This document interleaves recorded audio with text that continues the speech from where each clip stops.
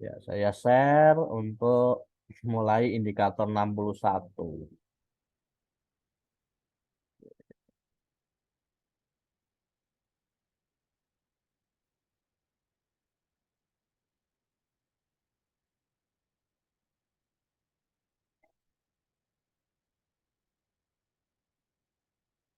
Oke, ya, kita mulai Bapak Ibu. Ya, pas Anda nasar ini Bapak Ibu ya. 61, ya.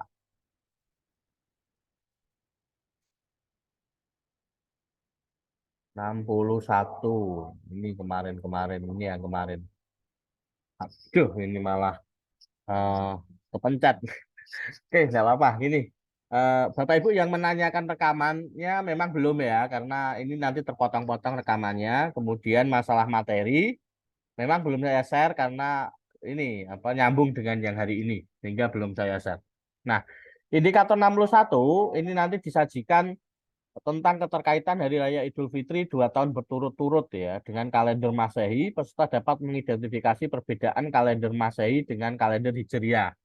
Seperti kita ketahui bersama, Bapak Ibu, kalau kalender Masehi itu kan berdasarkan revolusi bumi, gitu ya. Kalau kalender Hijriah itu berdasarkan revolusi bulan. Nah, kalender Masehi itu 1 tahunnya adalah 365 hari, kecuali Kabisat. Kalau Kabisat 366. Nah, sedangkan kalender Hijriah itu setiap tahunnya adalah 354. Oke, 354. Kalau kabisat ya berarti 355. Jadi eh, selisihnya itu adalah 11 hari. Sehingga karena Idul Fitri itu berdasarkan kalender Hijriah, berdasarkan revolusi bulan atau tahun Jawa kalau kita menyebutnya, sehingga tiap tahun mesti maju 11 hari gitu ya dari tahun sebelumnya. Beda dengan hari raya Natal. Kalau Natal itu mesti 25 Desember. Kenapa? Karena dia berdasarkan kalender Masehi, berarti ajek gitu. Ya. Nah, ini berarti jawabannya kalau soalnya seperti ini jawabannya D. Nah, ini sudah tadi kepencet ya Bapak Ibu ya. Sepakat ya Bapak Ibu, apakah ada yang eh, tidak sepakat untuk jawaban ini? Sepakat, Pak. Sepakat ya?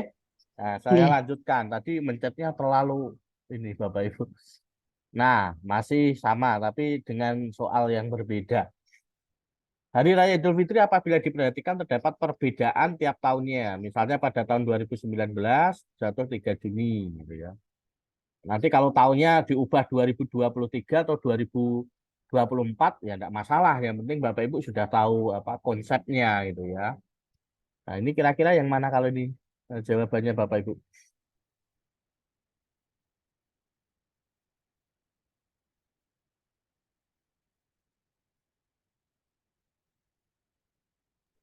D ya, Pak.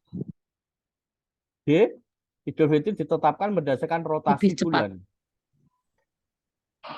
Rotasi bulan, Rotasi. gimana rotasi bulan? Lebih cepat ya. 11 Juni. Benar rotasi bulan kalau jawab D Bapak Ibu.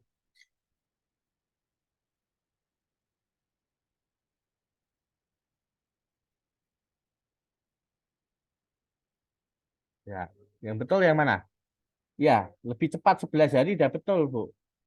Maksud saya dia apakah rotasi bulan? Gitu ya. Ya, kalau Bu Vita jawab E, gitu ya. Jadi jawabannya yang betul E ya, Bapak Ibu ya. Bukan rotasi bulan, tapi Iya, revolusi bulan, ya. Nah, ini perlu kehati-hatian saja. Oke, lanjut. Iya, kurang teliti.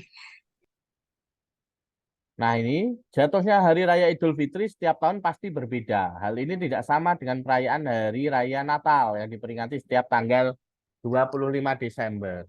Perbedaan ini karena tahun Masehi sesuai dengan pernyataan nomor berapa dan berapa. Perbedaan ini karena tahun Masehi. Nah, berarti Bapak Ibu fokusnya di sini, tahun Masehi. Nah, Bapak Ibu fokusnya di ini ya Bapak Ibu ya. Nah, karena ini ya, karena kemudian tahun Masehi ini fokusnya di situ. Kira-kira nomor berapa Bapak Ibu?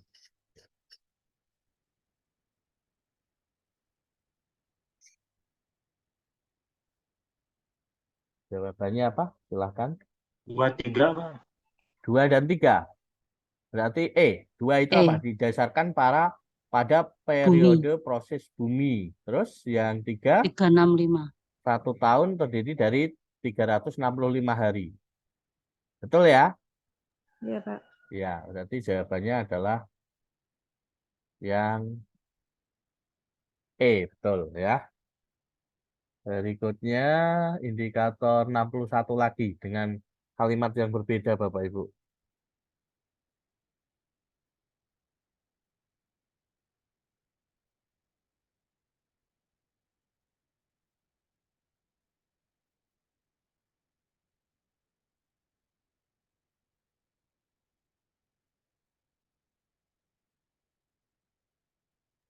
Yang D, Pak.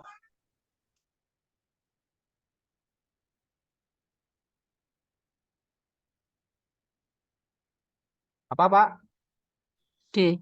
D itu dibuat berdasarkan periode revolusi bumi, sedangkan kalender Hijriah berdasarkan revolusi bulan.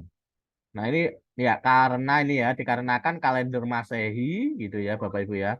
Berarti kalender Masehi itu berdasarkan ini ya betul ya revolusi bumi betul ya. Ya ini betul ya, sekali. Kemudian kalender Hijriah itu berdasarkan revolusi bulan. Ya, oke betul. Oke. Selanjutnya 62 disajikan tentang kasus terjadinya bencana alam di permukaan bumi. Peserta dapat menganalisis proses alam endogen atau eksogen. Jadi nanti ada kasus Bapak Ibu ya, karena di sini ada indikator itu ada kasus bencana alam gitu. Bapak Ibu bisa menganalisis itu masuk endogen apa eksogen gitu ya. Endogen itu kan yang berasal dari dalam bumi gitu ya. Ada vulkanik, apakah itu tektonik, apakah itu seisme ya. Nah, kalau yang eksogen itu bisa apa Bapak Ibu kalau eksogen yang dari luar itu bisa Banjir. ya abrasi gitu ya, Ya. bisa pelapukan gitu ya. Nah, pokoknya yang di luar dari bumi gitu yang tidak berasal dari bumi itu eksogen. Nah, ini pertanyaannya.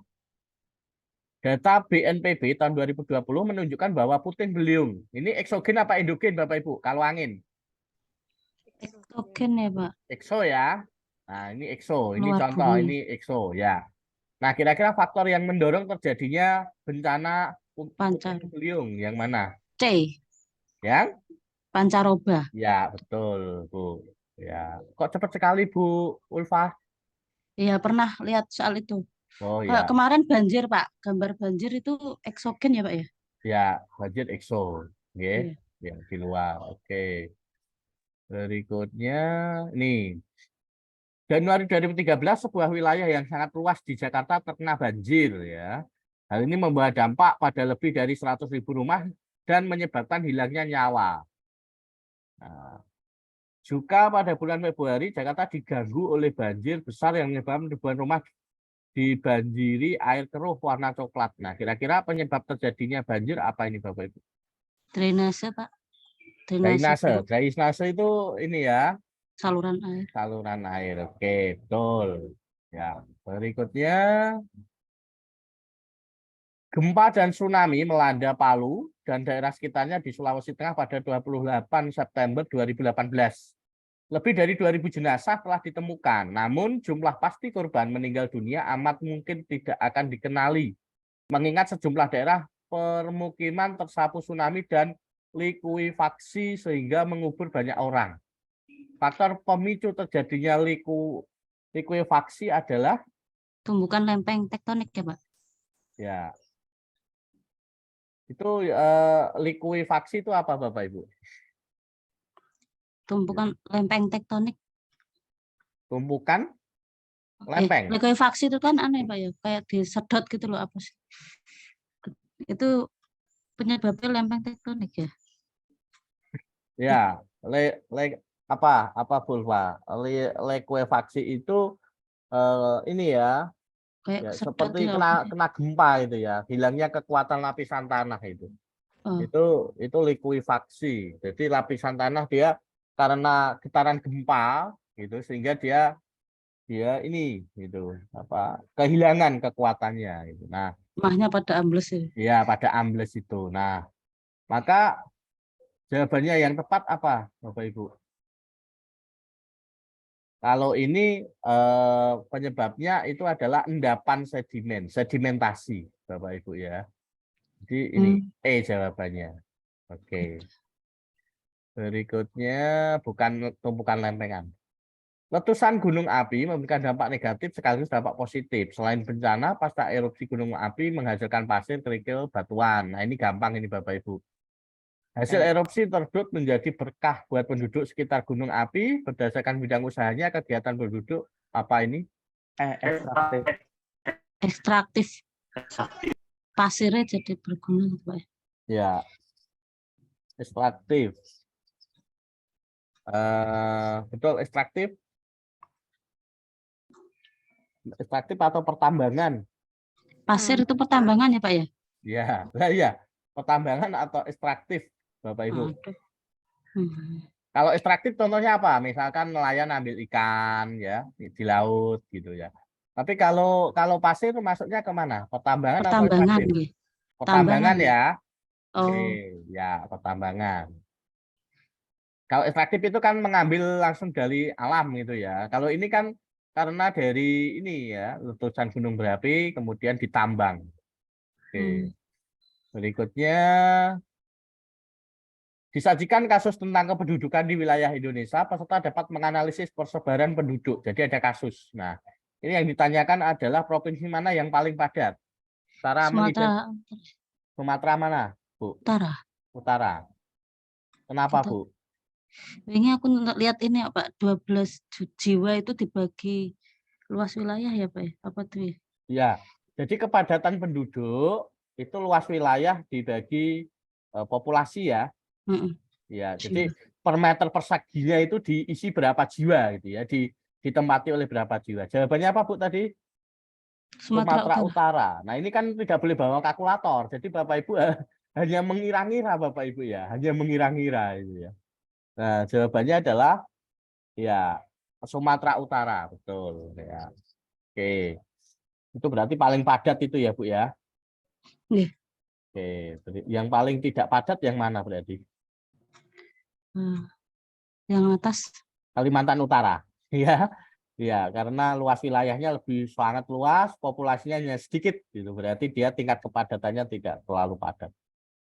Berikutnya, berdasarkan hasil sensus penduduk 2010, BPS dalam pertumbuhan dan persebaran penduduk Indonesia 2011, 57,5% penduduk Indonesia terkonsentrasi di Pulau Jawa.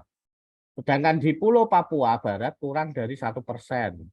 Kebijakan yang dapat dilakukan untuk menyebarkan penduduk di Indonesia tidak berkonsentrasi di Pulau Jawa, Bali, dan Madura yang apa, Bapak Ibu? membangun pusat-pusat pertumbuhan di Indonesia. Ya, betul. Jadi supaya merata ya membangun pusat-pusat pertumbuhan. Makanya sekarang di Kalimantan itu dibangun IKN gitu ya supaya di sana tumbuh gitu. Tumbuh perekonomian di sana sehingga akan terjadi pemerataan gitu. Biar tidak Jakarta itu tidak padat gitu ya, tidak padat. Pada arus balik Lebaran tahun 2013, wilayah DKI Jakarta mengalami penambahan penduduk sebanyak lebih kurang 26.000 jiwa. Faktornya apa ini? Dinamika Migrasi, penduduk Pak. itu. Apa? Migrasi. Migrasi. Migrasi itu apa, Bu Ulfa? Perpindahan penduduk. Iya, perpindahan penduduk. Oke. Ya, sip. Ini yang lain. Ayo Pak, Bapak-bapak. Disajikan data tentang masih ya, Bapak Ibu ya. Nah, ini. Angka kematian ibu saat melahirkan di Indonesia saat ini masih tinggi. BPS mencatat bahwa di tahun 2018 itu tingkat kematiannya itu 91,45, sedangkan di tahun 2019 naik 93,5. Penyebab tingginya apa ini Bapak Ibu? Penyakit eklamsia. Yang Pak. Ya, kenapa Bu Ulfa? Eklamsia itu apa, Bu? Ya, orang ibu hamil Ya, biasanya kalau melahirkan Eklamsia ki Ya, ya terjadi kayak gangguan terjadi gitu ya, gangguan dalam gangguan kehamilan ya. kehamilan. Misalkan pendarahan atau apa gitu ya. Heeh, Oke, ya. berarti betul. Kalau ibu-ibu lebih paham ini, ya. Nah, jawabannya A, Pak. Pak itu ya. Oke.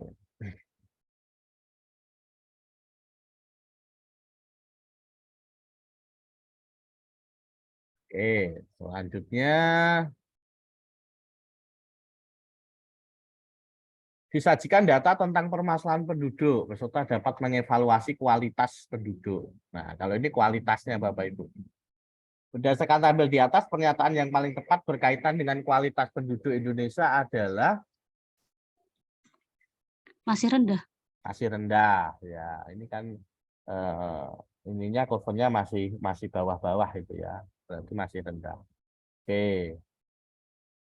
Kemudian disajikan data masih ya, bagaimana kualitasnya. Apabila hasil evaluasi suatu wilayah memiliki kondisi rendahnya tingkat pendapatan penduduk, tenaga kerjanya mendapat upah yang rendah, sedangkan tanggungan keluarga itu sangat tinggi, maka Kesejahteraan rendah. apa? Bu Ulfah, yang lain, ini Bu Ulfah ini. Yang lain kan ada 19 ya, 18, ada 18 orang. Yang lain setuju dengan Bu Ulfah, Bapak Ibu? 7, Pak. Setuju ya? Oke, kesejahteraannya rendah berarti. Berikutnya masih indikator yang sama, berdasarkan tabel di atas, pernyataan yang paling tepat berkaitan dengan kualitas penduduk Indonesia. Ini sama dengan tadi berarti ya. Kalau ini dibuat tabel, kalau tadi dibuat diagram batang. Jawabannya masih rendah, Pak. Iya, Sama. berarti sama ya jawabannya. Ini kan persentasenya rendah atau ini? Kurang Iya. dari 50% itu. Iya. Tapi ini tahunnya yang dipakai tahun lama, 100. Tapi kalau berdasarkan tabel ya berarti masih rendah begitu ya. Berikutnya 64, masih 64 ini.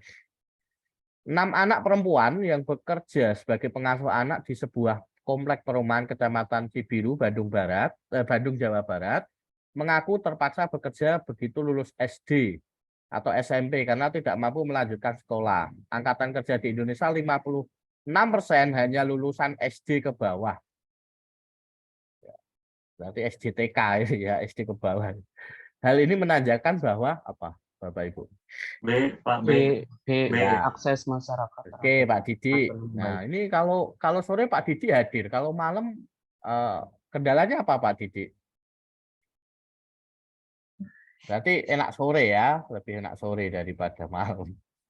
Oke, berikutnya 65 disajikan peristiwa sejarah nasional, peserta dapat mengelompokkan peristiwa tersebut berdasarkan metode sejarah. Bapak Ibu ingat nggak metode sejarah? Ada berapa? Ada 4 ya. Ada Yang pertama heuristik. Historiografi. Pertama heuristik dulu, Bu. Heuristik. Ya.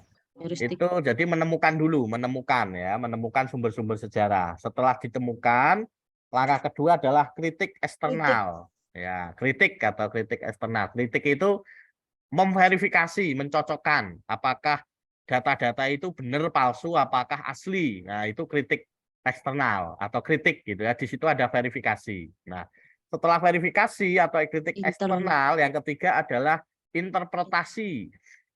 Interpretasi itu menafsirkan fakta-fakta, menemukan makna, ya, memaknai, Analisis. kemudian membuat keterkaitan atau menganalisis fakta-fakta yang ditemukan, gitu ya. Nah, itu ditafsirkan. Kemudian yang terakhir itu Verifikasi. Enggak verifikasi dulu, Pak. Verifikasi itu masuk kritik, Bu. Hmm.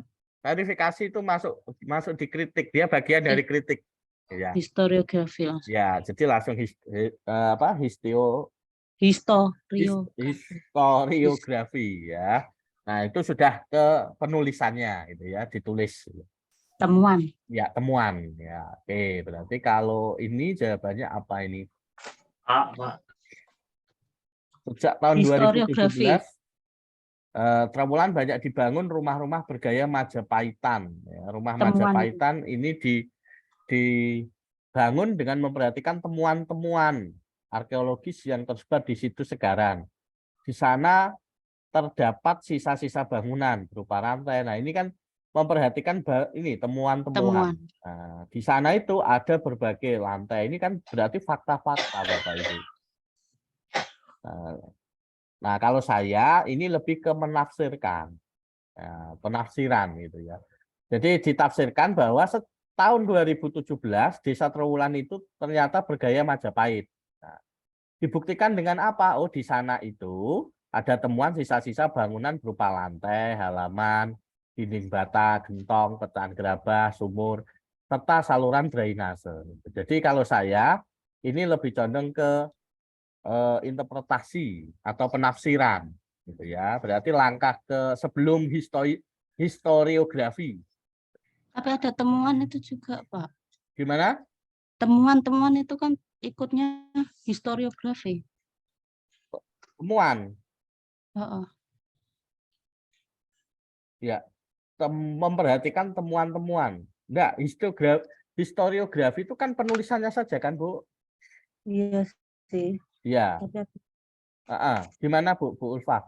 Atau punya referensi lain? Oke, gimana? menuliskan temuan. Menulis. Historiografi kan menuliskan temuannya itu, Pak. Iya, maksudnya menuliskan apa yang ditemukan kan. Tapi kalimat Iya. ini begini bunyinya.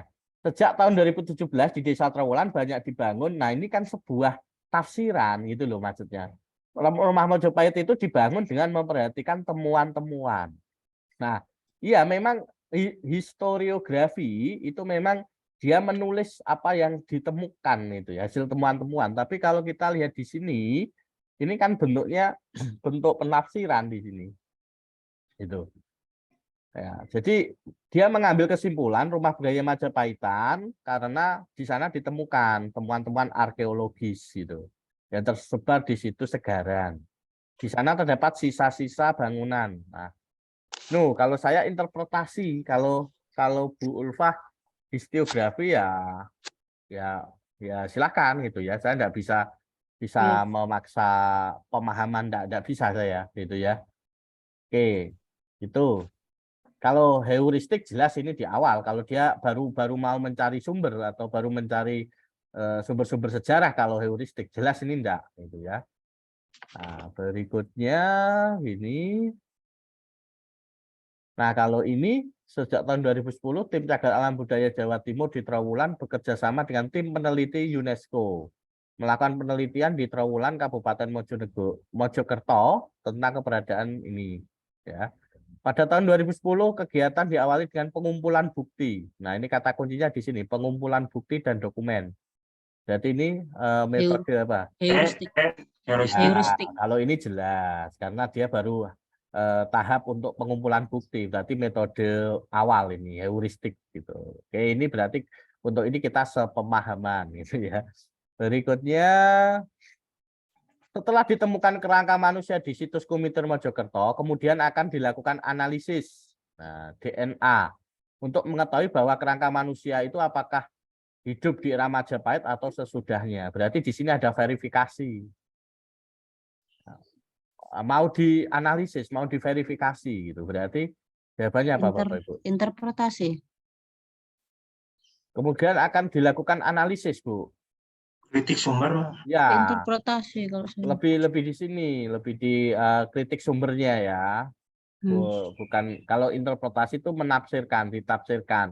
Sudah ada fakta-faktanya terus ditafsirkan. Oh, ternyata kerangka manusia yang di situs Kumiter itu hidup pada era Majapahit karena apa itu. Nah, itu interpretasi karena didasari fakta-fakta itu tadi. Gitu. Itu interpretasi. Tapi kalau untuk mengecek apakah itu manusia sebelum atau sesudah, itu tahapannya masih ke kritik sumber. Karena di kritik sumber itu ada verifikasi, yaitu mencocokkan begitu.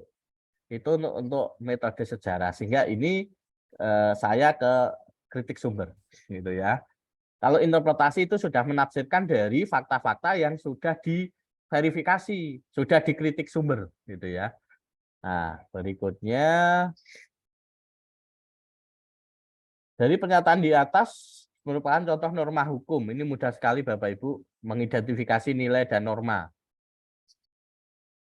Kalau nilai itu kan baik buruk ya. Kalau norma itu benar salah begitu. D13. 1-3. Ini kalau hukum jelas, berarti kalau norma hukum itu kan sanksinya tegas begitu ya. Sanksinya tegas dan mengikat. Kalau tidak dilakukan ya kena ini hukuman ya. Baik itu hukuman ini apa denda atau hukuman pidana gitu. Berapa 1 dan berapa tadi, Pak? 3. 1 dan 3. 3. Oke. Berikutnya, pernyataan tersebut merupakan perilaku yang termasuk ke dalam nilai apa ini, Bapak Ibu? Menolong itu sosial ya Pak ya? Ya, menolong sosial, menyapa jika ketemu orang lain. Selalu ya berarti nilai apa? Sosial. D. Nilai sosial, betul. Terus, nah ini gampang ini sudah kelihatan nih Bapak Ibu. Nah, kalau undang-undang berarti norma apa Bapak Ibu? Hukum. Norma hukum. Ya, mudah sekali ini. Kemudian ada kasus perilaku ekonomi, konsumsi. Konsumsi itu kan menghabiskan guna barang atau nilai barang gitu ya. Nah, ini kira-kira ada kasus ini. Nah, seseorang memiliki penghasilan Rp500.000, ia membelanjakan 400, sedangkan yang 100 untuk membeli sepasang sepatu. Ya, yang sedang menjadi tren. Pernyataan tersebut menunjukkan bahwa tingkat konsumsi dipengaruhi oleh D. Yang D. Keinginan hidup mewah. keinginan Rasa hidup gengsi mewah tinggi. dan rasa ini ya, karena sedang kuncinya di sini ya, ya Bu ya. Sedang saya pakai note lah biar. Nah, di sini kuncinya di Menjadi tren. sebentar saya tak pakai. Nah, ini kuncinya di sini. Mana tadi? Tren ini ya. Nah, menjadi tren. Nah, ini berarti dia mengikuti gaya gengsinya tinggi begitu ya. Oke. Lanjut.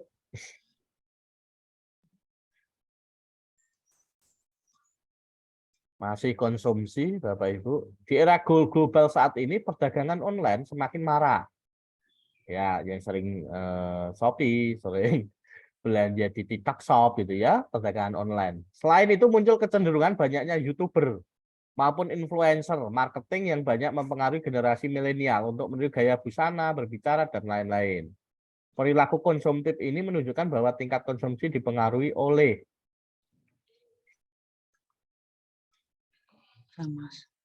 ya, oleh apa ini Bapak Ibu? Ini kata kuncinya ada meniru. Nah, ini ada kata meniru. Nah, C. Mengikuti. ya, berarti jawabannya apa? Mengikuti C. tren dan rasa gengsi yang Ya, tinggi. betul ya. C. Ya. Ini Bu Ulfa mantap ini Bu. Semoga nanti 24 atau 25 lancar ya Bu ya. Amin, amin. Oke. Ini juga masih konsumsi. Harga sikat bayam di salah satu toko di Malang, Jawa Timur 10.000. Irfan tidak jadi membeli bayam tersebut. Kemudian ia memilih membeli di pasar induk yang harganya lebih rendah. Nah, ia pun kemudian belanja keperluan lain di pasar tersebut. Perilaku Irfan tersebut dapat disimpulkan bahwa A. Konsumen tersebut tersebut sangat memperhatikan harga barang. kayak Bu Ulfah ya, kalau belanja ya. Oke. Terpaut 1.000 milih yang itu. Gitu ya Bu ya. Ibu-ibu. Ibu-ibu ya. Oke, soal istri saya begitu. Kalau saya sih berapa langsung gitu ya, daripada nawar-nawar kelamaan. Disajikan kasus tentang perilaku ekonomi. Nah, kalau tadi konsumsi, sekarang produksi. Produksi itu berarti menghasilkan barang atau jasa, gitu ya. Peserta dapat memberikan contoh perilaku ekonomi ini pelajaran kelas 5 ini, kegiatan ekonomi ini ya. Oke, ini pernyataan di atas yang dapat 1, digolongkan 2, ke dalam 3. kegiatan jasa. A. A 1, berarti 2, 3. 1, 2, 3 ya. Kalau menanam bibit cabai dia produksi ya. Penambang emas, kegiatan apa ini ekstraktif ya kalau menambang emas ya. Oke. Oke, berikutnya pengusaha mebel menghasilkan banyak model furnitur. Salah satu produk yang dihasilkan adalah meja dari bahan limbah gergaji. Tujuan produksi dari usaha mebel tersebut yakni Meminimalisir biaya produksi. meminimalisir biaya Iya, produksi. ya, Oke, karena ini Grajen buat kayu. ya grajen itu. Oke. Berarti menghemat biaya produksi. Berikutnya ini bisa cepat karena tidak ada matematikanya ya Bapak Ibu ya. Kemarin ada hitung-hitungannya ya. Kalau ini Bapak Ibu, pengusaha garmen banyak memproduksi pakaian jadi, seragam, baju, olahraga ya. Limbah dari usaha garmen banyak dimanfaatkan oleh masyarakat sekitar untuk membuat barang dari kain perca, keset, selemek, dan lain-lain. Usaha yang dilakukan masyarakat bertujuan untuk Memaksimalkan ya. berarti itu limbahnya terus dimanfaatkan berarti yang mana Bapak Ibu? Kan ya. Memaksimalkan ya Pak. Menambah memaksimalkan ya. Ya silakan kita sambil diskusi. Oke, Bu Endina A ya, A betul ya. Kenapa milih menambah nilai barang Bu? Iya Pak, karena itu kan dari limbah dijadikan barang yang lebih baik lagi. Contohnya kayak keset, selemek yang lebih berguna gitu. Makanya jadi menambah nilai suatu produk yang harusnya tidak terpakai jadi terpakai. Oh itu alasannya, berarti menambah nilai suatu produk. Berarti kain-kain itu tadi produk ya? Buatan sumber daya Enggak, Pak. enggak ya Pak. Kan Ya. kain kan ini bukan maksud gini.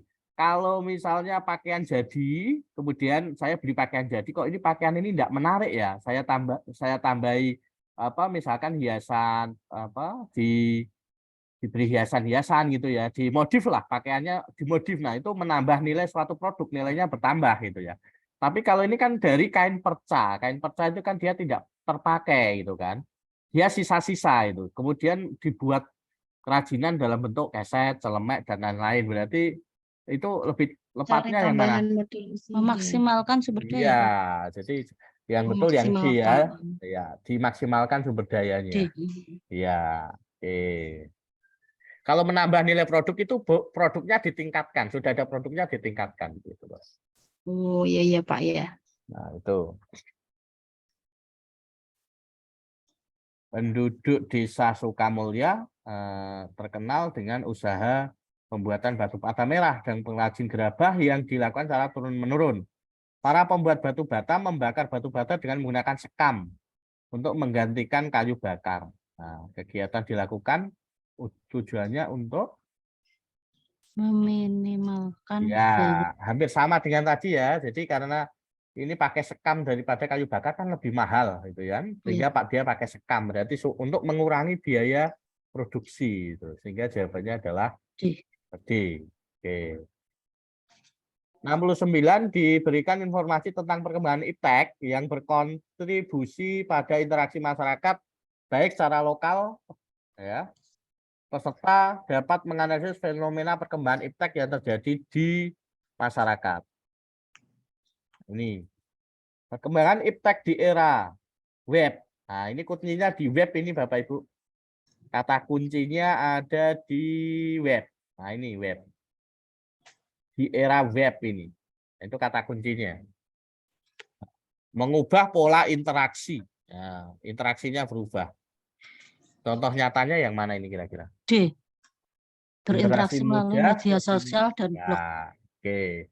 Jadi kan, jadi kalau sudah tahu kata kuncinya, saya kira apa itu?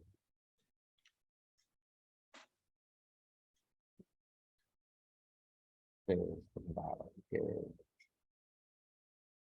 Ya, oke. Masih sama indikatornya di sini Bapak Ibu. Ilmu pengetahuan dan teknologi bagian dari penunjang terjadinya globalisasi pada seluruh aspek kehidupan manusia. Adanya globalisasi menjadikan nilai-nilai sosial dalam masyarakat semakin luntur. Interaksi yang terjadi di dalamnya beralih pada tujuan untung rugi. Nah, hal ini ditandai dengan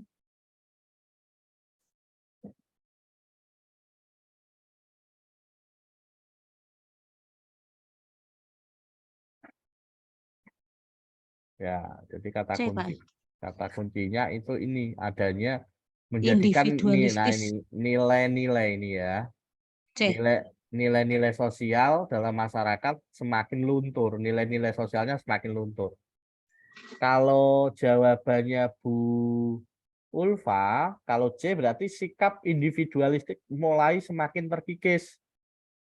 Oh, Itu malah bagus apa enggak? Kalau sikap terkikis. individu terkikis itu Bagus. berarti, nah iya, Bagus, berarti Pak. semakin berkurang kan gitu. Kebalik. Iya, Berarti A. iya, berarti jawabannya A. adalah Ah, ya, oke, yang A ya. Nah, harus lebih teliti. Nah, ini salah satu perubahan yang terjadi di bidang pertanian, yakni penggunaan teknologi pertanian. Keberhasilan teknologi pertanian yang akan diproduksi pada suatu daerah bergantung dari sumber daya manusia, sumber daya alam, serta keadaan sosial ekonomi. Akibat pemakaian teknologi pertanian pada aspek sosial. Nah, ini akibat pemakaian teknologi pada aspek sosial. Misalkan saat ini kalau kita panen kita sudah pakai mesin ya, bisa pakai Iya, mesin Pak. kopi itu. Nah, D. D. aspek sosial ya, kata kuncinya di aspek sosial ya, Bapak Ibu Semakin ya. lunturnya sikap Ya. kerjasama. Gotong royong. Kalau B itu meningkatkan pendapatan petani dan buruh, apakah itu aspek sosial? Gitu kan. Tidak. Nah, jadi kata kuncinya di sini pada aspek sosial. Sosial itu hubungannya dengan orang lain gitu Sikap ya. kerjasama. Ya, berarti jawabannya yang D. iya. Oke, betul ya D. Berikutnya masih sama indikatornya. Jumlah pengangguran pada sektor pertanian di Indonesia terjadi akibat dilakukannya efisiensi bidang pekerjaan di kegiatan usaha tani. Penggunaan teknologi tepat guna di sektor pertanian ikut berkontribusi pada tingginya jumlah pengangguran di Indonesia adalah, nah ini kata kuncinya, penggunaan teknologi tepat guna. Bisa mengurangi, bisa menyebabkan, mohon maaf ya, jadi penggunaan teknologi itu bisa menyebabkan penganggurannya semakin tinggi. Nah, berarti opsinya harus mencerminkan itu, Bapak Ibu. B, Pak. B. B. Penggunaan tren traktor. Hand Nah, traktor. kalau yang A, pestisida ini kan teknologi tapi tidak ada kaitannya dengan pengangguran gitu ya. Oke, berarti yang tepat adalah yang B gitu ya. Hand traktor itu apa, Bapak Ibu? Yang buat sawah itu, Traktor tangan. traktor. Ya, Tangan. pakai remote, Pak. Traktor. ya, gitu ya, pakai itu. G itu teknologinya. Oke, masih 69 ini Bapak Ibu. Hasil belajar muatan IPS peserta didik menunjukkan 70% tidak mencapai kriteria ketuntasan minimal. Guru kemudian menanyakan kepada peserta didik tentang hasil belajar tersebut. Dari jawaban peserta didik diketahui bahwa mereka kurang paham terhadap materi IPS ketika guru hanya memberikan penjelasan secara lisan. Guru kemudian mencoba untuk menggunakan media PowerPoint dalam pembelajarannya. Setelah selesai satu kompetensi dasar, guru melakukan tes. Hasil belajar peserta didik menunjukkan bahwa persentase yang tidak mencapai KKM menurun. Nah, narasi itu menunjukkan bahwa teknologi memberikan manfaat Meningkatkan kualitas B. pembelajaran. Meningkatkan kualitas pembelajaran. karena siswa yang tuntas naik gitu ya, atau yang tidak tuntas menurun, maka itu bisa meningkatkan kualitas pembelajaran. Oke, betul. Berikutnya 70, dampak positif. Nah, diberikan informasi tentang perkembangan penggunaan iptek, peserta dapat mengidentifikasi dampak positif penggunaan iptek. Ini kita pilih dampak positif ya, Bapak Ibu ya. Oke, ini manusia perlu menjaga kebugaran tubuh dengan melakukan berbagai aktivitas olahraga. Salah satu jenis olahraga yang di masa sekarang sedang populer yakni bersepeda. Untuk bersepeda biasanya kita harus pergi ke tempat yang lapang. Melalui perkembangan teknologi, manusia sekarang dapat bersepeda di rumah dengan sepeda statis. Nah, perkembangan teknologi sesuai alinea di atas menunjukkan bahwa teknologi dapat bermanfaat untuk Yang D mungkin, Pak. D. iya, Pak. Saya salah. D kemarin. Ya. Gimana? Ulfa? Meningkatkan kualitas hidup manusia. Benar salah, Pak? Ya, jawabannya adalah yang D. Ya, jadi Betul. kualitas hidup karena ini tadi menjaga kebugaran ya Bapak Ibu ya. Iya. Nah, berarti teknologi meningkatkan kualitas hidup manusia. Nah, kebugaran bisa sehat ya. Sehat itu kualitas hidup. Oke, berikutnya.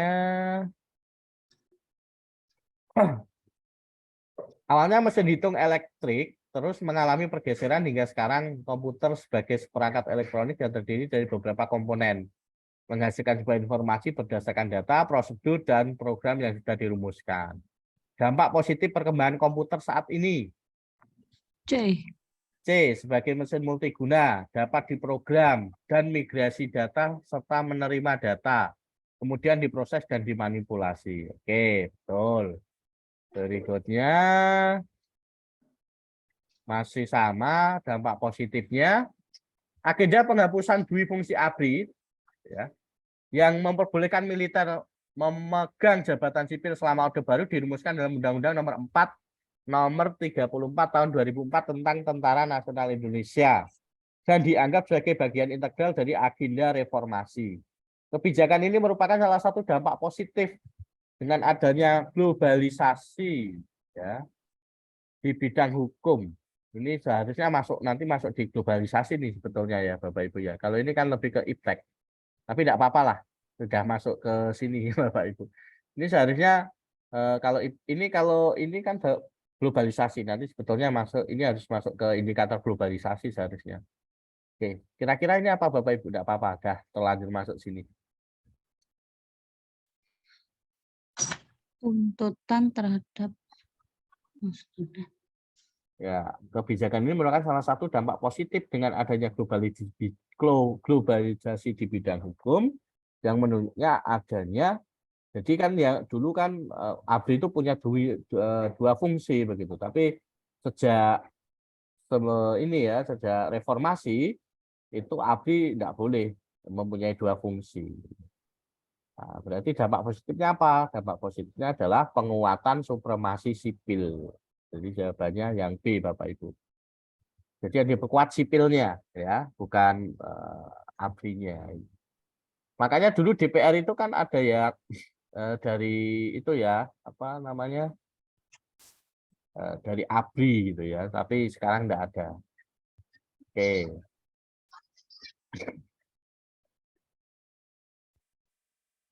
Dampak perkembangan iptek akan melahirkan dampak positif dan negatif. Bagaimana cara guru untuk mengajari siswa agar siswa dapat menyerap dampak positif?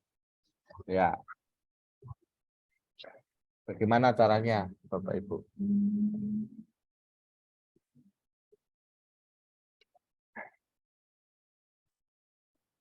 D apa D ya?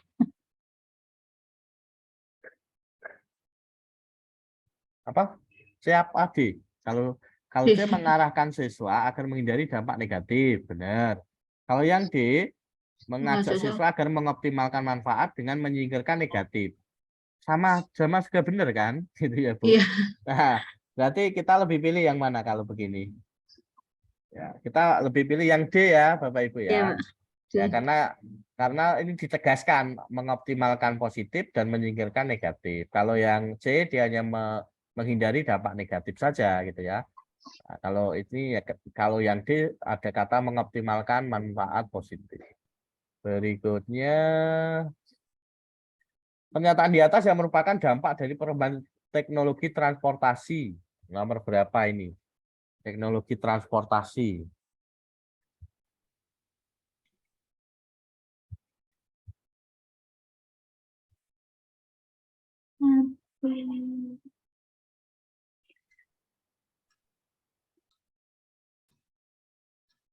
Tiga, 4.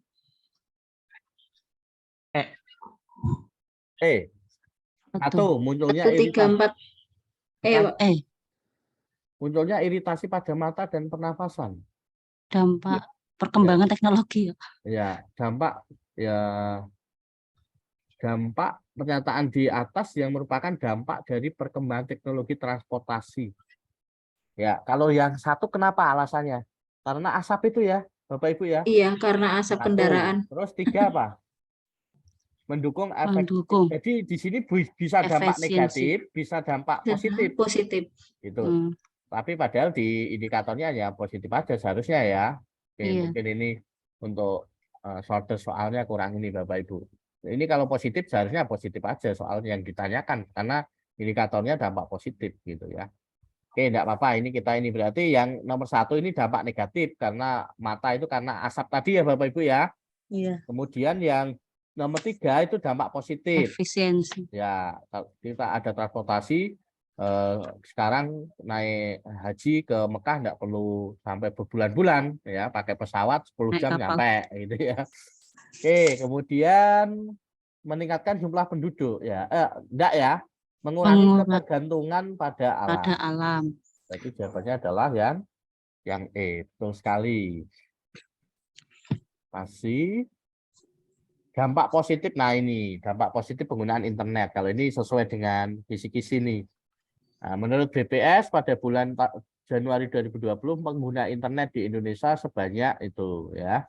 Penggunaan teknologi internet telah merubah pola interaksi masyarakat yang memberikan kontribusi pada masyarakat. Dampak positif dari penggunaan internet antara lain Perkembangan kebudayaan dunia yang dengan ya, cepat. dampak positif. Perkembangan. Ya, Eh. berarti ya Bapak Ibu ya. Ya, karena internet cepat berasimilasi dengan cepat gitu ya. Perkembangannya sangat pesat. Nah, ini HAM berat, HAM ringan. Bapak Ibu tahu bedanya nggih, HAM berat, HAM ringan. Jadi kalau dia kejahatan kemanusiaan, pembunuhan, kemudian penganiayaan dengan yang bisa menimbulkan cacat fisik, kemudian genosida, itu HAM berat gitu. Kalau HAM ringan ya pencemaran nama baik gitu ya. Kemudian apalagi yang ringan-ringan itu Bapak Ibu, menghina, mencemooh, menghalang-halangi orang ya, melakukan misalkan kegiatan atau apa, itu masih ringan. Kalau berat ya tadi dia sudah pembunuhan sampai penganiayaan tingkat berat ya, sampai menghancurkan data fisik gitu ya, perbudakan, genosida gitu ya. Itu masuk HAM berat. Makanya kemarin Bu Ulfa kok dapat soal Ferdi Sambo, jawabnya apa Bu Ulfa Itu kemarin? yang KPAI sama Aris Sirait. Oh, itu. Kalau KPI Petrus, Pak, Petrus. Oh, Petrus. Kalau Petrus itu Berat, ya. berat ya. Itu karena pengkambing hitaman itu masuk situ. Pak siapa? Ketemu Petrus ya, Pak? Ketemu soal itu. Kemarin dapat soal itu, Pak. Siapa Kalau namanya? tidak salah, Pak. Kalau tidak salah sih, Pak. Yang ya. kasus-kasus begitu, Pak. Iya. Oke. Nah, ini berbagai bentuk pelanggaran HAM pernah terjadi di Indonesia. Pelanggaran HAM bisa berbentuk pelanggaran HAM berat dan ringan. Peristiwa penghinaan terhadap kepala negara karena terprovokasi termasuk ke dalam pelanggaran HAM ringan ya. Ya, kalau pembinaan itu masih ringan. Oke. Berikutnya nih, kasus pelanggaran HAM tergolong dalam pelanggaran HAM berat dan ringan. Akhir-akhir ini Komnas HAM sedang berusaha mengungkap kembali kasus lama, yaitu peristiwa Pinai yang terjadi di provinsi Papua di bulan Desember tahun 2014. Setujukah Anda jika peristiwa Paniai tersebut dikategorikan sebagai pelanggaran HAM berat? Setuju. Setuju. Karena peristiwa tersebut mengandung unsur kejahatan kemanusiaan yang Ya. terjadi. Itu kan ada pembunuhan ya, ada unsur pembunuhannya di sana ya Bu ya, karena bentrokan itu ya, bentrokan kemudian dengan aparat penegak hukum sehingga ada yang tertembak gitu, kemudian mati. Oke, berarti jawabannya B. Berikutnya, nah ini yang termasuk pelanggaran HAM berat. Marsinah. Ya. 4. Marsinah sama. Kalau Bapak Ibu bingung, ini aja nomor yang kelihatannya yang tidak berat yang mana gitu. Oh, yang termasuk pelanggaran HAM berat kecuali loh Bapak Ibu, kecuali berarti yang tidak kecuali. ya. Iya, kecuali. Nah, ini yang kelihatan jelas ini kan ini ya, pembunuhan ya. Pembunuhan. Berarti yang nomor 4 kan salah. Ya, 5 6 356 cek. Ya. 356. Kalau Semanggi tahun 98 itu berat karena ada yang diculik, ada yang meninggal juga gitu ya, bentrokan itu ya, demo itu ya. Jadi yang ringan ya ini tadi 3, 5, 6. 5, 6. Ya, oke. Berikutnya peristiwa pelanggaran HAM berat yang disebabkan oleh kecemburuan ekonomi dan motif politik dengan memanfaatkan penyakit budaya prasangka, pengambing hitaman, dan rasis. Ada rasis, ada rasismenya. Ya, Bapak Ibu di sini. Masuk Papua, Pak. Ya. Per 13-15 Mei kerusuhan. Ini dilihat di sini motifnya ada motif ini juga rasis, ada ras. Oh, Papua berarti, Pak. Ya, berarti apa jawabannya? Demo masih Ya, bener ini kok kerusuhan. udah betul kerusuhan Bapak Ibu. Oh, Yang Cina Pak yang Iya, itu kan ekonomi kan ya, yang apa? Ini peristiwa Mei itu kan dipicu oleh ekonomi ya, ekonomi itu dia ras Cina itu ya, dengan etnis Cina kan itu. Nah, Tionghoa. ya Tionghoa betul Bu Ulfa. Jadi betul tadi jawaban Bu Ulfa D gitu ya. Saya kan hanya menekankan rasisme itu ya, rasisme maksudnya ras Indonesia dengan Cina. Oke. Kemudian ini yang termasuk HAM berat. Pengekangan kebebasan berpendapat. Berat atau ringan ini Bapak Ibu? ringan Pak. Ringan, Pak. Ringan berarti A salah, ya kan? Yang ada nomor 1 kan salah berarti. A salah, C salah, ya kan? Penghinaan terhadap presiden. Ringan. Ringan. Berarti yang ada nomor 2 salah, B salah, D salah. Nah, udah berarti jawabannya E. Nah, caranya tipsnya gitu aja ya dari saya Bapak Ibu ya. Cara mengeliminasi jawaban. Berikutnya, nah sepanjang sejarah bangsa Indonesia berbagai peristiwa pembunuhan besar sering terjadi. Ada yang menyebutnya sebagai pelanggaran HAM dan ada yang menyebutnya sebagai kejahatan kriminal. Misalnya yang terjadi pada 65-66, penembakan misterius, peristiwa Talang Sari Lampung. Ketiga peristiwa itu termasuk ringan apa berat Bapak Ibu? Berat, Pak ya. Kalau berat ya berarti antara B dan C. Unsur politik kekuasaan, Ya. merampas hak asasi Indonesia. C. Iya. Ya. Kalau C ada permissionnya kok. Ya. Kalau berat itu pakai by mason ya? Enggak. Berarti B. Kalau by mason itu ringan apa berat? Ringan, Pak. Ringan ya? Iya. Oke, berarti coba kita flashback sebentar. Tadi penghinaan tadi masuknya apa? By mission. Penghinaan. By Nah, mission. ini. Iya. Penghinaan kepala negara, ya tak? Terprovokasi termasuk pelanggaran HAM ringan. Iya. Karena tidak berkaitan dengan penghilangan nyawa orang lain. Benar dan ya? bukan. Dan bukan by mason. Ya Allah. Ya, oke. Berarti kalau bukan by mason itu ringan. Kalau by mason itu berat, gitu ya. Karena ada perencanaan di sana. Ada misi. Oke, jawabannya berarti tadi ya, yang C, C. Bu Ulfa ya, yang C. Oke. Berikutnya diberikan sebuah informasi, peserta dapat menentukan upaya pemajuan HAM di Indonesia dalam produk hukum, lembaga negara, dan lembaga swadaya masyarakat. Nah, ini berikut yang termasuk lembaga swadaya masyarakat. Yang mana ini Bapak Ibu?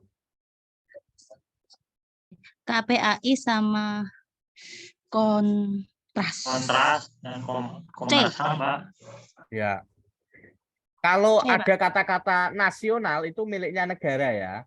Kalau ada kata-kata nasnya itu milik negara. Iya. Jadi Pak. bukan lembaga swadaya. Berarti jawabannya adalah KPAI sekontras. ya. C. Nah, kalau komisi nasional perlindungan anak Indonesia. Kalau pokoknya kalau ada kata nasional itu miliknya negara, bukan lembaga swadaya masyarakat. Kalau ada nas itu lembaga negara, bukan lembaga swadaya masyarakat. Berikutnya, pemajuan HAM di Indonesia dilakukan dengan berbagai upaya di bidang hukum, lembaga negara, dan lembaga swadaya masyarakat, yang bukan merupakan upaya Komnas HAM dalam memajukan HAM. Yang bukan Memberi saran kepada pihak yang bermasalah untuk menyelesaikan sengketa di pengadilan. Boleh enggak dia memberi rekomendasi? Komnas HAM memberi rekomendasi. Ini seharusnya Boleh, dibawa ke Pak. pengadilan. Boleh. Boleh ya? Yang apa ya? Yang A. Kenapa yang A, Pak Amirul? Pengadilan nih, Pak, yang bisa Ya, melakukan tuntutan. Ya, yang bisa menuntut itu jaksa, gitu ya. Jadi Komnas HAM tidak bisa menuntut. Jadi melakukan penuntutan hukum yang menuntut itu adalah jaksa, gitu. Kejaksaan atau pengadilan. Jadi Komnas HAM tidak bisa. Dia hanya bisa memperkarakan, boleh kalau memperkarakan, tapi kalau melakukan penuntutan hukum itu jaksa. Sehingga jawabannya A. Ini upaya pemajuan HAM merupakan amandemen Undang-Undang Dasar 1945 yang harus diwujudkan oleh pemerintah, militer, dan seluruh pemangku kepentingan di Indonesia. Namun belum bisa diterapkan secara maksimal, yang bukan termasuk penyebab belum dapat diterapkannya HAM oleh aparat secara maksimal adalah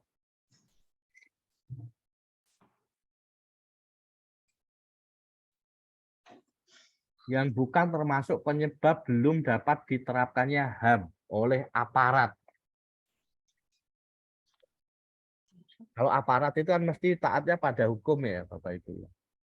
Tapi yang bukan yang mana ini? B apa A ya? B apa E, Pak? Banyaknya peraturan yang tidak diimbangi dengan penguatan kebijakan HAM yang bukan termasuk penyebab Adanya belum regulasi dapat diterapkannya HAM oleh aparat. Nah, berarti jawabannya lebih condong ke yang Kosong. yang lain. Ini yang dicat ada 4 jawaban ini, Bu Nur. Bu Nur keluar. Ya, ini lebih condong ke yang A, Bu Ulfah ya. Jadi ya rendahnya kesadaran masyarakat. Kalau aparat dia berarti kaitannya dengan regulasi, dengan hukum gitu ya. Berikutnya multikultur, prasangka, stereotip, etnosentris, rasisme, diskriminasi.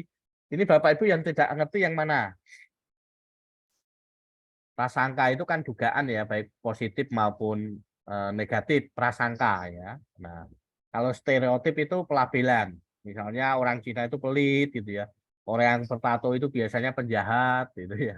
Label, pelabelan. Kalau etnosentris itu apa Bapak Ibu? Etno itu budaya ya. Ya, sukunya Ya, etno. Ya. Jadi budaya sendiri, mengagung-agungkan budaya sendiri. mengakui. Ya, kalau rasisme, ras itu bisa kulit, bisa bentuk wajah, gitu ya. Kalau diskriminasi, Bapak Ibu, nah, biasanya kalau diskriminasi itu antara menolak atau menerima dalam sebuah kelompok itu diskriminasi gitu. Kalau tidak sesuai ya berarti ditolak. Ya. Pilih-pilih. Ya pilih-pilih gitu ya itu diskriminasi. Cara ingatnya gitu aja kan Bapak Ibu kata-kata kuncinya. Baik. Ini melemahnya kerukunan hidup bermasyarakat, berbangsa dan bernegara di Indonesia dalam kehidupan bermasyarakat yang multikultur dewasa ini disebabkan oleh beberapa faktor, kecuali berarti yang baik ya, berarti jawabannya adalah betul. Berikutnya, permasalahan sosial akan muncul di masyarakat jika ya, masalah itu akan muncul jika terjadi ketidaksesuaian antara unsur-unsur budayaan atau masyarakat. ya apa Bapak Ibu? Yang D. Ya, yang D betul. Ya, berikutnya masih prasangka nih. mulai pertengahan Agustus 2019, akhir September 2019, rentetan kerusuhan pecah di tanah Papua. Nah, ini. Kerusuhan pecah pertama kali di Manokwari, Papua Barat. Kedamaian di kota itu terkoyak siang itu. Senin demo warga yang semula damai berubah anarkis. Nah, itu budaya apa Bapak Ibu? Prasangka, Dek. Prasangka atau rasisme atau diskriminatif?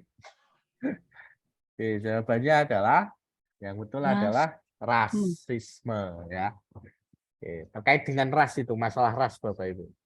Ya. Oke. Berikutnya masih sama gitu ya. Nah, Petrus ini di antara peristiwa yang dikenal dengan Petrus ini disebabkan oleh apa ini Bapak Ibu? Tadi Pak itu kok menyebut Petrus gitu. Pak siapa? Pak Amirul. Ya, kira-kira ini faktor apa ini? Faktor politik ya Pak. Penyakit budaya, etnosentrisme, dan rasisme. Rasisme. Masa rasisme, Bu? Penggamping Penindakan hitaman. material. Penggamping hitaman. Ya, pengamping hitaman atau God skipping ya. God skipping apa itu namanya ya? Ya, bahasa Inggrisnya ya. Ya berarti yang mana? Pengamping hitaman kan ada C ada. D juga ada pengamping hitaman. E juga ada, pengamping hitaman juga ada. E ya. C. Politik apa yang ada politik dari Petrus? Ya, yang Petrus itu penembakan Petrus itu atau dikenal dengan penembakan misterius itu masalah penyebabnya adalah yang E, Orang itu. Yang E. Stereotip. Jadi stereotip itu pelabelan. Jadi si Petrus ini dianggap karena dia banyak tato itu ya, preman gitu ya, dianggap melakukan itu. Nah, sehingga dia korban pengamping hitaman gitu, sehingga ditembak itu. Padahal bukan dia gitu ya. Nah, jadi ya tadi karena pelabelan tadi, oh kalau orang bertato itu mesti sikapnya jelek, buruk, rampok gitu kan, berandal gitu ya. Oh, kalau gitu kalau kita lihat di Bakso ya anak pang gitu ya. Nah, itu stereotip. Dan dia pengamping hitaman padahal dia tidak yang melakukan tapi dia yang kena tembak gitu ya. Oke. Ini Pak Amirul ini kok Petrus apakah kemarin soalnya seperti ini atau lain? Iya Pak, seperti ini. Salah kemarin. Kemarin jawab apa, Pak? Ya. Kurang tahu kata kuncinya kemarin. Oh gitu ya. Ya ini karena ingatan Pak. Ini karena soal ingatan nggak bisa dianalisis. Kita tahu oh Petrus tahu kejadiannya enggak. Kalau enggak tahu kejadiannya ya kita nanti akan mencoba-coba itu ya Bapak Ibu ya. Akan menerka itu. Tapi kalau kita tahu kejadiannya contoh dari Bu Ulfa tadi ada apa Ferdi Sambo itu kan terjadi saat ini gitu. Kita kemarin mengikuti di TV sehingga tidak ada masalah kan. Tapi kalau Petrus ini kan lama ya Pak ya, 1985 itu. Sehingga kalau iya kalau enggak ini ya oke. Seseorang tidak mau menghadiri perayaan perkawinan tetangga karena tetangga tersebut beragama lain. Berarti kelompok kan karena kelompok, perbedaan kelompok. Berarti ini sikap apa ini Bapak Ibu? Etno. Kelompok. Ayo Bapak Bu Ulfa. Etno ya Pak ya. Ini karena perbedaan agama. Etnosentrisme suku. Disebabkan oleh budaya. Nah, yang betul adalah diskriminasi. Loh. Ya. Seseorang tidak mau menghadiri perayaan. Nah, diskriminasi coba bisa dipelajari kembali Bu Ulfa. Itu kan sikap mau menerima atau menolak kan, gitu ya. Terhadap kelompok itu. Nah, ini kan berbeda agama dia menolak berarti diskriminasi karena itu bukan satu agama gitu ya. Satu agama dengan saya begitu ya. Nah, sesuai yang diterima itu namanya diskriminasi. Oke, di catatan saya kemarin ringkasan materi ada. Saya ringkaskan itu. Berikutnya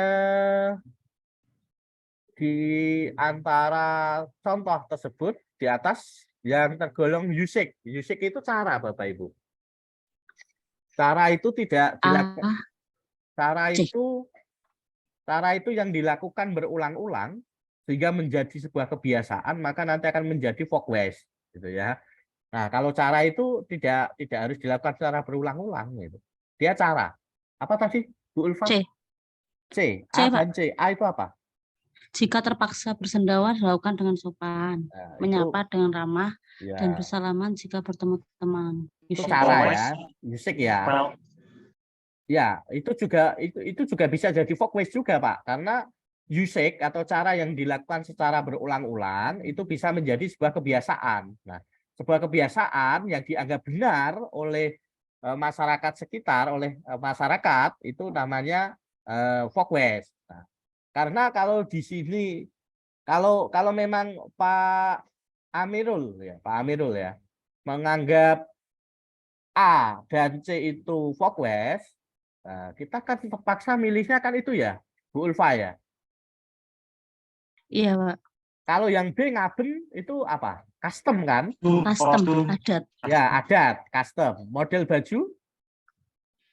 Mode kan? Bisa, Pak. Ya, model baju usek apa mode? Oh, Kalau potongan rambut mode kan?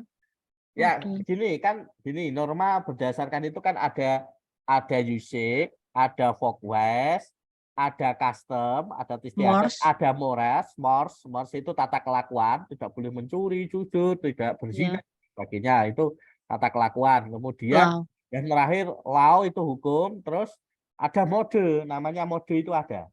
Oh, Kalau mode enggak tak catat. ya, mode itu ada ya. Model baju, potongan rambut, gaya berpakaian, setel berpakaian itu masuk mode. Baru dengar. Ya.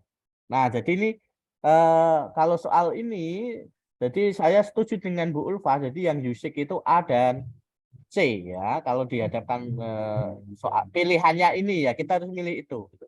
Tapi kalau A dan C itu dilakukan berulang-ulang, gitu ya, dan dia sudah menjadi kebiasaan dan dianggap benar oleh masyarakat, nanti dia akan menjadi sebuah folkways atau kebiasaan.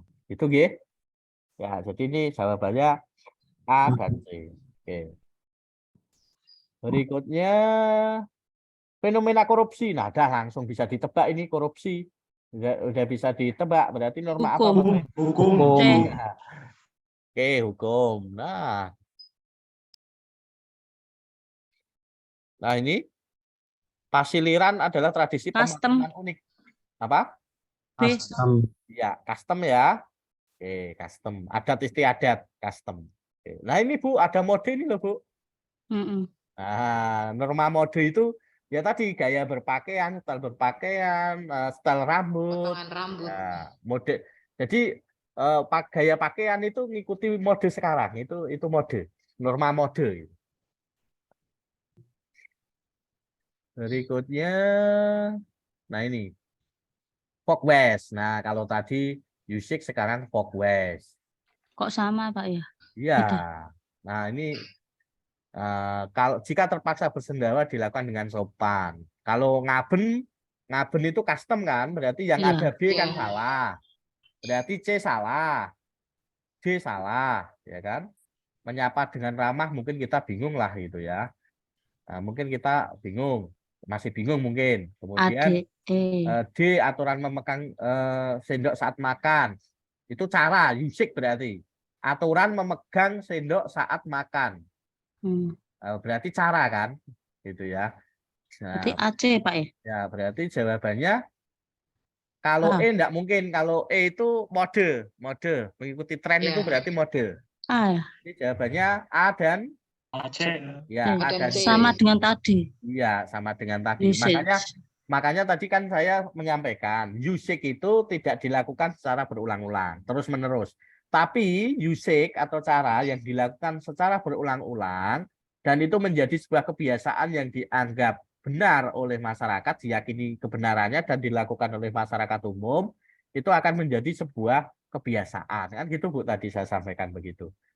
Nah, itu coba nanti bisa ini lagi referensinya Bapak Ibu.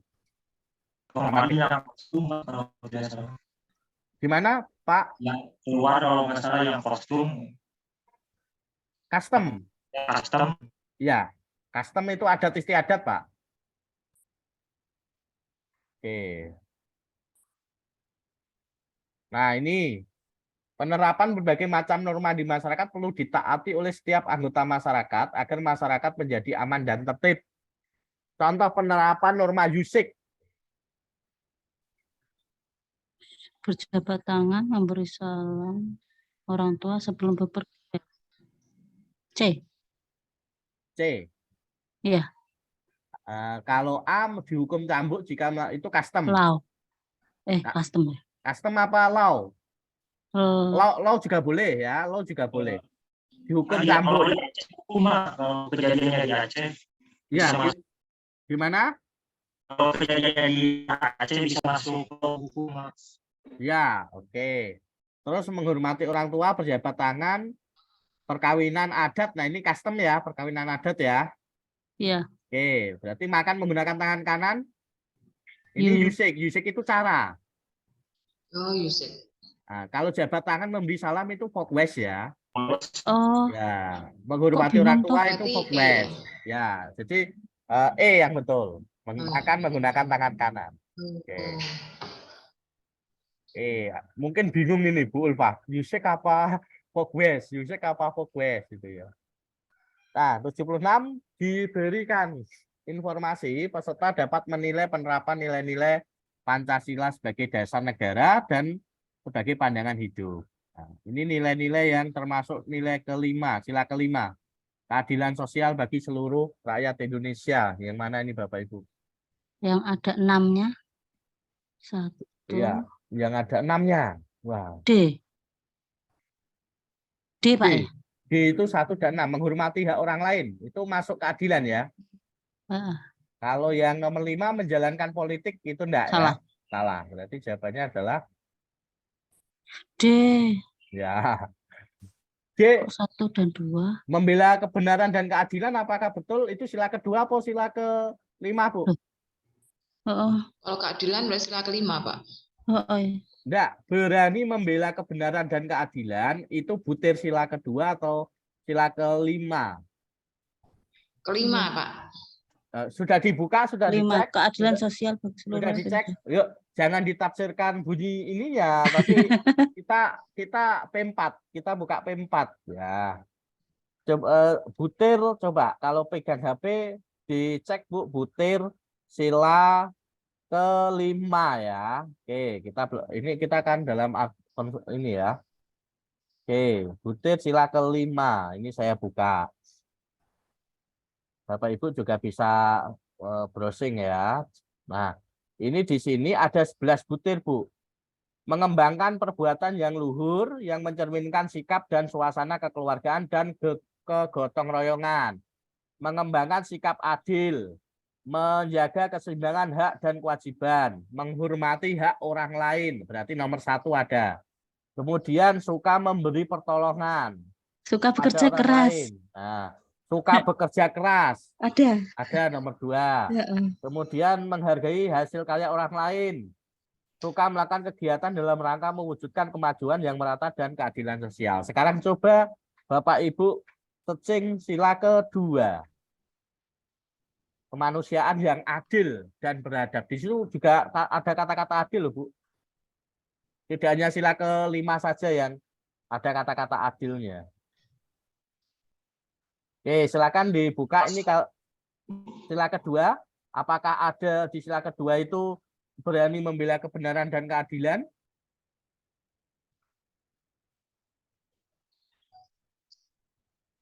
Sudah dicari, Bu Ulfa? Sudah di-searching? Ada, Pak. Berani Boleh. membela kebenaran dan keadilan. Sila berapa itu? 2. Kedua kan? Nah, berarti Butir yang ke-8. iya, berarti yang betul 1 dan 2 kan? Gitu. Iya. Iya. Oke, ini hafalan memang Bapak Ibu ya, ini hafalan ya. Oke. Diterimanya Pancasila sebagai dasar negara membawa konsekuensi logis bahwa nilai-nilai Pancasila menjadi landasan fundamental bagi penyelenggaraan negara Indonesia. Berikut ini yang merupakan wujud nilai keadilan dalam kehidupan ketatanegaraan, yaitu Tata negara, kaitannya dengan hukum tata negara ini, Bapak Ibu. Berarti dengan pemerintahan ini. Kalau ketatanegaraan berarti dengan sistem pemerintahan. Berarti yang mana ini? Masuk Pak. Menjamin penyelenggaraan sistem pengajaran nasional pemerintahan, enggak Bu. pengajaran. Ketatanegaraan itu tentang pemerintahan. C. Ya, Membangun. Berarti jawabannya yang mana? Yang D ya, Bapak Ibu ya. Oke. Ya, jadi terkait dengan pemerintahan. Gitu ya. Memberikan Kalau kelas. tata negara itu tentang sistem pemerintahan. Oke. Berikut adalah contoh penerapan Pancasila sebagai dasar negara, kecuali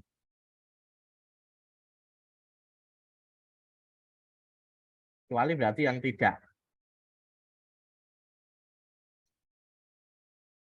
Kecuali berarti yang tidak.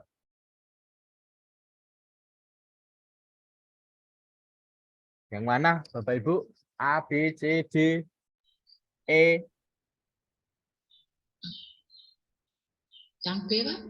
Yang B, semua kebijakan pejabat negara merepresentasikan semua kebijakan atau peraturan-peraturan itu berdasarkan Pancasila, ya berarti itu dasar negara, Bu. Kecuali berarti yang tidak. Berarti yang tidak adalah yang C. C. Ya. Semua warga negara menghayati dan mengamalkan Pancasila dalam sikap dan perilaku. Nah, itu bukan dasar negara, tapi sebagai pandangan hidup atau sebagai kepribadian. Ya, kepribadian bangsa, gitu ya. Bukan dasar negara. Kalau yang E, norma hukum yang dikembangkan harus ya itu harus dasar negara, gitu ya. Jadi dasar negara itu peraturan perundang-undangan itu yang semuanya yang ada di Indonesia itu harus berdasarkan nilai-nilai Pancasila. Gitu. Itu dasar negara. Kalau pandangan hidup bangsa itu definisinya ini yang C, gitu ya.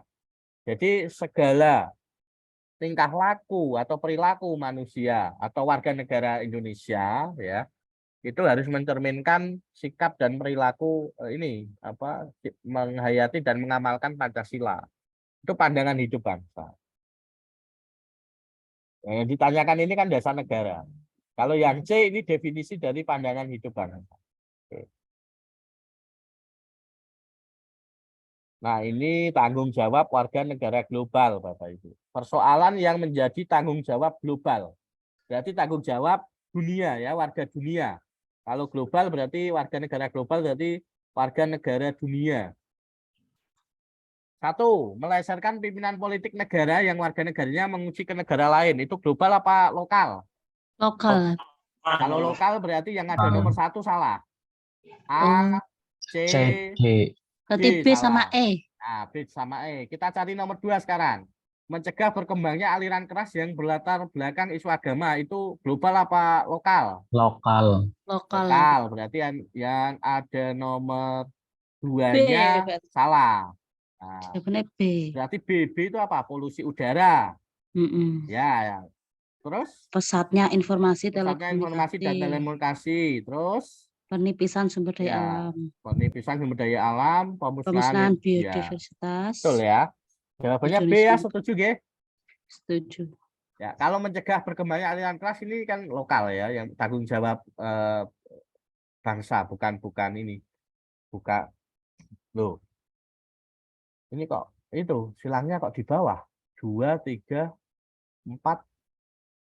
Apa tidak kurang naik ini? Kurang naik ya ini. Kurang naik. Sebentar. Kita apakah ini jawabannya ini apakah ini? Coba kita analisis dulu ya Bapak Ibu. Mencegah berkembangnya aliran. Kalau aliran kelas itu bukan global ya, itu bukan global. Ledakan populasi penduduk itu dunia apa lokal? Tanggung jawab lokal ya, betul kan ya? Kalau populasi penduduk Indonesia semakin banyak, itu tanggung jawab lokal. Negara lain apa enggak? Kan lokal kan Bapak Ibu ya. Oke, polusi udara ya. Kalau polusi udara ya ini dunia pesatnya informasi dan telekomunikasi itu juga ya berarti jawabannya yang B Bu, yang betul Bu ya. Ya, yang betul B ini berarti geser. Seperti kemarin kan mungkin ngopinya copy slide sebelumnya ke sini, gesernya kurang ini. Oke. Nanti saya ubah dulu, makanya kan perlu ini. Nanti saya ubah dulu, baru nanti tak PDF-kan, tak kirimkan lagi ke grup. Oke, ini jawabannya B ya, Bapak Ibu ya, setuju B ya. Iya, Pak. Ya, kalau yang 2 ini kalau ISIS itu tanggung jawab enggak ini, enggak apa? Enggak global ya, enggak global. Oke. Aliran keras. Kemudian nomor 3, ledakan populasi penduduk itu lokal, itu lokal. Oke, jawabannya yang B. Ya, jawabannya B. Bu Ipung ya. Jadi ini mungkin kurang ini karena kopian atau ini dari slide sebelumnya. Oke. Nah, ini yang menjadi tanggung jawab global. Ini yang mana ini Bapak Ibu? F sama Yang E dan E. F, Pak. EF. Ya, EF polusi EF. sama pemusnahan Ya, gitu.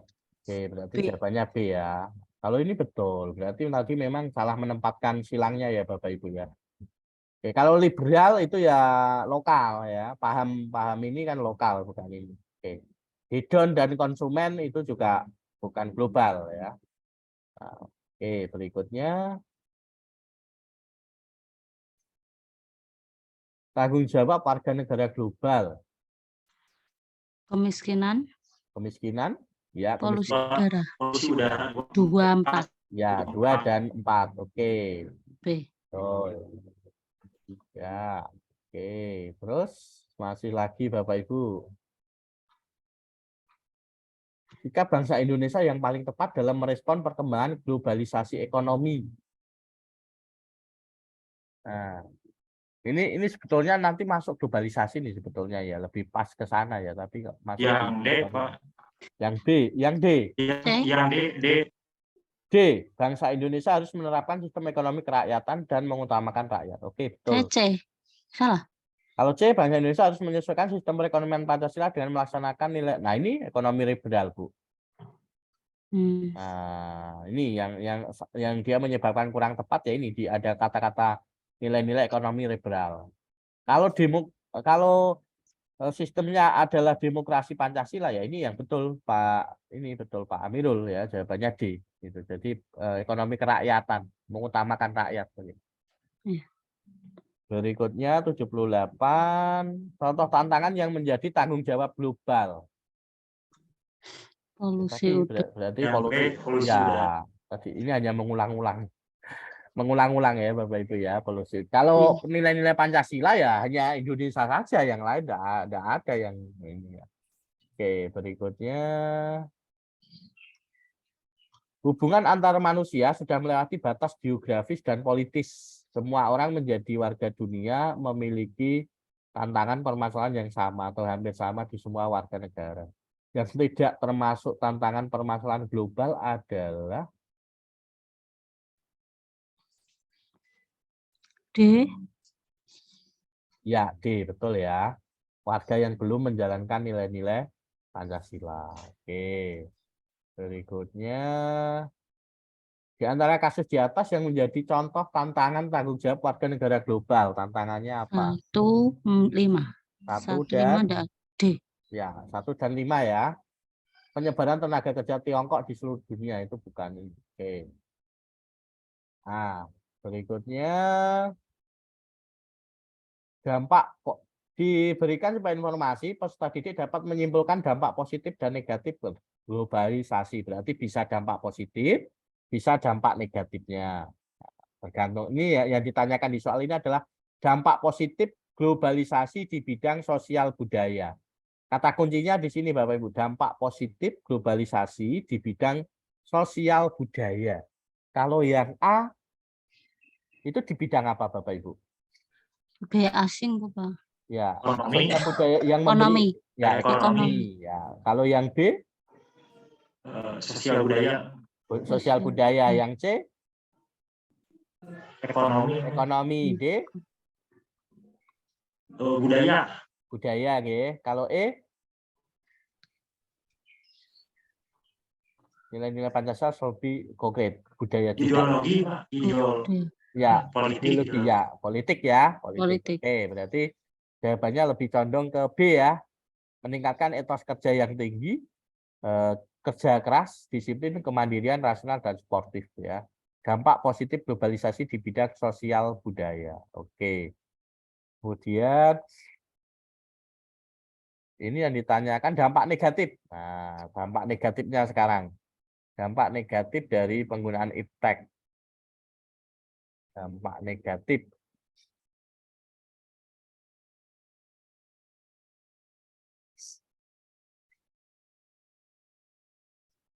Yang mana Bapak Ibu dampak negatifnya? Ah, Ah, penghacker. Ya. Oke, penghacker. Oke. Berikutnya dari pilihan tersebut yang merupakan dampak positif globalisasi di bidang ekonomi. A betul? ABHI. A betul ya Bapak Ibu ya? Iya betul. B, Betul. Persaingan. Salah. Salah. C, salah. Betul. ya. Produksi di pasar global ya Pak ya merebak. Betul. Kita betul. Betul ya? Betul. Dampak positif di bidang ekonomi, murahnya produksi luar negeri yang masuk ke negara, menguatnya produksi di sektor kerajinan dan budaya. Berarti G masuk enggak Bapak Ibu G? Tidak ya? Menguatkan kata-katanya itu loh, Pak. Iya. Menguatkan produksi. Positif Betul ini. ya, Pak ya? Ini dampak Positif. positif. Nah, Iya. kalau persaingan kan enggak ya? Kalau B gimana kalau B? Persaingan, salah. Persaingan industri berarti kan negatif kan? Heeh. Merebaknya jenis berarti di pasar global jenis Iya. nih berarti kan negatif ya? Iya. Oke, berarti yang mana ini D, kira-kira? C sama D. C atau D? Ya, jawabannya adalah yang tepat adalah D. yang mana, Bu? Bu A, Ulfa, yang D, mana, Bu? E, D, E, F, H. G. D, E, F. Apa? D, E, F, H, Bu. A, Munculnya D. keragaman jenis pekerjaan baru. E, merebaknya industri kreatif dalam negeri. F, barang-barang luar negeri mudah dan masuk. Itu negatif ya, F ya. Kita A, Barang-barang, D, E, G. ya, kalau C F kita itu negatif ya, kalau F. Kalau C apa? A, D, E, G. A, makin menguatnya sektor produksi dalam negeri ya positif. D, munculnya keragaman juga positif. Terus E, merebaknya industri dalam negeri. Ya, C ya, betul ya? Iya. Ya, C, G. G. Ya, oke. Ya, kalau H, murahnya produksi luar negeri masuk. Nah, itu Negatif. negatif. Harganya jadi murah gitu ya. Ya, terakhir ya ini Bapak Ibu. Diberikan sebuah informasi, peserta didik dapat menyimpulkan sikap yang dibutuhkan dalam menghadapi tantangan di era globalisasi. Dalam rangka meningkatkan daya saing produk dalam negeri, dalam menghadapi membanjirnya produk luar negeri, hal ini merupakan tantangan era globalisasi yang harus dihadapi. Sikap yang perlu diambil dalam menghadapi hal tersebut adalah C. ya, Sikap terbuka dengan menyaring budaya asing sesuai dengan panduan nilai norma radikal serta nilai-nilai pada dasar Pancasila. ya. Oke, kita kembali ke soal dulu Bu ya. Dalam rangka meningkatkan daya saing produk dalam negeri, ini kaitannya dengan apa berarti? Dengan ekonomi kan, perekonomian. Ya. Dalam rangka meningkatkan daya saing produk dalam negeri, dalam menghadapi membanjirnya produk luar negeri, hal ini merupakan tantangan era globalisasi yang harus dihadapi. Sikap yang perlu diambil adalah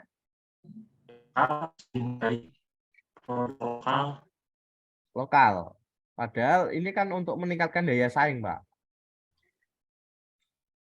Kalau mencintai produk lokal daerah masing-masing yang dapat memicu tumbuhnya berbagai produk lokal, nanti bisa bersaing enggak dengan yang di luar negeri gitu ya.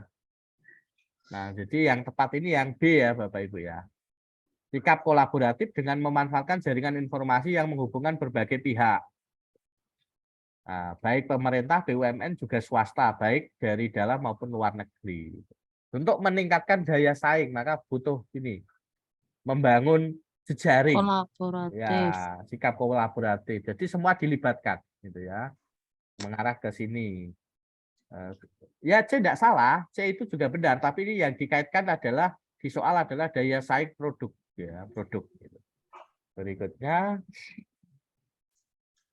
masuknya budaya asing dalam kehidupan masyarakat Indonesia dewasa ini merupakan hal yang tidak dapat dihindari karena dampak globalisasi yang ditandai dengan misalnya menggunakan media massa.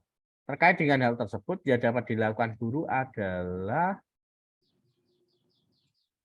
ya ini sikap ya. Nah, sikap yang dibutuhkan dalam menghadapi tantangan di era globalisasi. Ah. A nih. Oke, A. Betul. Berikutnya, sikap yang termasuk sikap positif yang berkaitan dengan budaya. Nah, ini bagaimana sikap 6. menghadapi globalisasi? 6. 1 benar enggak, Bu? 1 menerima pengaruh budaya asing yang sesuai saja yang diambil. Benar enggak? 1. Iya, betul ya. 2 meningkatkan keimanan ketakwaan kepada Tuhan. Enggak, Ini kaitannya budaya ya, yang berkaitan dengan budaya. Giat meningkatkan kerjasama dengan negara lain. enggak. Enggak. Berarti yang mana, Bu? Melestarikan budaya sendiri 6, ya kan? Yang A ya, Pak. Gimana? A 167. 167. 166 itu memadukan budaya sendiri dengan budaya Oh, lain. tidak salah. Terus 8 menerima budaya baru apapun yang berbasis, berarti nomor 8 salah ya. Menerima apapun ya. Nah, kalau memadukan lebih bagus daripada menerima budaya baru apapun gitu ya. Nomor 7 lebih bagus dari yang nomor 8. Oke. Yang mana? Bu Ulfa? Bu siapa tadi jawab A? Bu Nur ya? Iya. Bu Nur jawab A 167. Kalau Bu Ulfa yang mana? Bingung, Bu. Kalau memadukan itu namanya asimilasi ya, Bu ya. Asimilasi ya. Ya, asimilasi budaya itu ya. Nah, yang mana? Bingung, Bu Ulfa bingung. Kata kuncinya. Iya, betul Bu Nur ya, budaya 167. Kalau yang 2 ini kan kaitannya dengan keagamaan, ya kan? Oke. Kalau industri ini kan di bidang ekonomi gitu ya. Yang ditanyakan adalah budaya. Kalau memadukan budaya sendiri dengan budaya lain itu dipadukan. Berarti yang cocok diambil, yang tidak cocok ya enggak gitu. Jadi disesuaikan saja atau namanya asimilasi budaya gitu. Oke.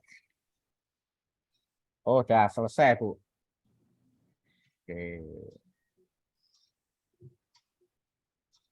Oke, saya stop share, saya stop